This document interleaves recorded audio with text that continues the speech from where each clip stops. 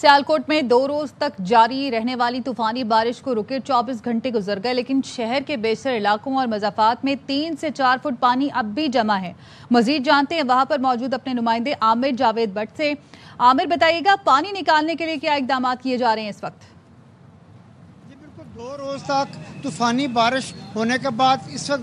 बारिश को थमे हुए भी 24 घंटे से ज़ायद का वक्त हो चुका हुआ है, लेकिन इसके बावजूद जो शहर है उसके बेशतर इलाकों में पानी इस वक्त 3 से 4 फुट खड़ा हुआ है। मैं जिस मुकाम पर खड़ा हूँ ये रंगपुरे का इलाका है। अगर मेरा कैमरामैन दिखा सके तो इस जगह के ऊपर इस वक्त भी 3 से 4 फुट, बल्कि थोड़ा सा आगे जाएं तो 5 फुट तक वहाँ पर पानी खड़ा है। जहाँ पर जिस वक्त ARY मुसलसल अपने जो शहर के जिन इलाकों में शदीद किस्म की मुश्किलात पाई जाती थी उनकी निशानदेही भी करता रहा, और उसके बावजूद उनके जो शहरी थे उनके मसाइल की और उनके इलाकों की निशानदेही करता रहा, जिस पर इंतजामिया तो मुतहर्रिक हो गई और वज़ीर आला पंजाब मरियम नवाज़ की हिदायत की रोशनी में इंतजामिया मुतहर्रिक हो गई। डिप्टी कमिश्नर अपना वासा हुकाम के साथ और दीगर हुकाम के साथ फौरी तौर पर मुख्तलिफ इलाकों में गई, लेकिन उसके बावजूद यह रंगपुरा का इलाका जो कि ऐन शहर के वस्त में मौजूद है, यहाँ पर वासा की गाड़ियाँ भी मौजूद हैं, यहाँ पर वेस्ट मैनेजमेंट की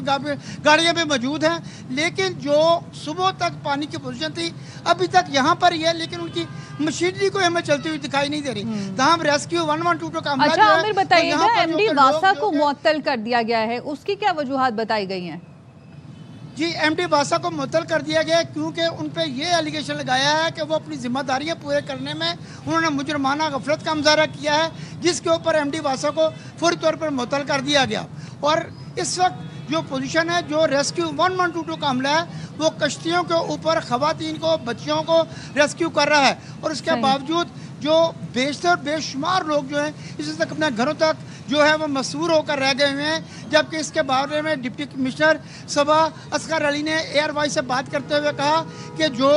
खुराक है जब तक ये पानी की पोजीशन ठीक नहीं होती उनको शहरियों को जो डिस्ट्रिक्ट गवर्नमेंट की तरफ से प्रोवाइड की जाएगी। ताहम इस वक्त मुख्तलिफ जो तंजीमें हैं उनकी जानब से भी राशन कश्तियों में या बड़ी गाड़ियों में उनके घरों तक जो ना दिया जा रहा है, लेकिन बेशतर इलाकों में इस वक्त जो है पानी घरों में है, उनका सामान तबाह हो चुका हुआ है, माल मवेशियों के लिए चारा नहीं है। इन सारी चीज़ों का कुछ ना कुछ तो ये जिम्मेदारी स्टेट को करनी पड़ेगी। वो जिम्मेदार ठहराया गया। अच्छा आमिर भट्ट, ये बताइए कि बुनियादी तौर पर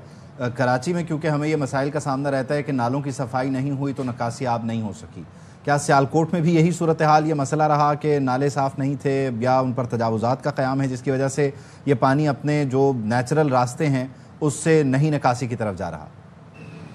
नहीं, जहाँ तक ताल्लुक है ये दावे तो बहुत बड़े बड़े किए गए थे कि नालों की सफाई करवाई जा रही है, हमें उस तरह काम होता दिखाई नहीं दे रहा था, क्योंकि हालांकि यहाँ पर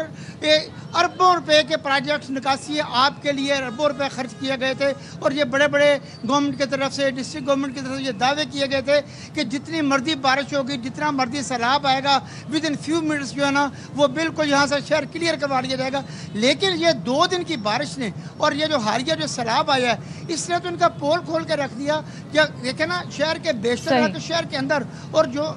जो